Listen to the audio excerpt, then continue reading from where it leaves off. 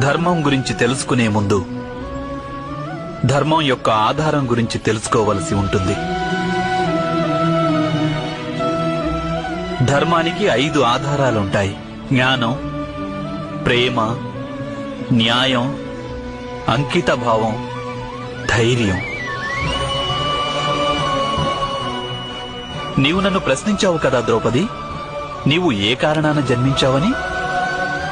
నీవు జన్మించింది ఈ 5 ఆధారాలను పొందేందుకే ద్రౌపది.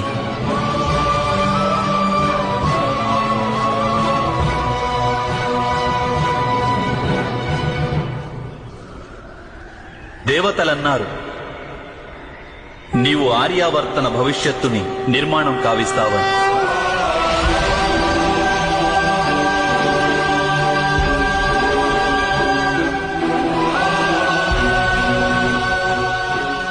సమస్త లోకాలలో ధర్మస్థాపన కోసం సహాయం చేస్తావని.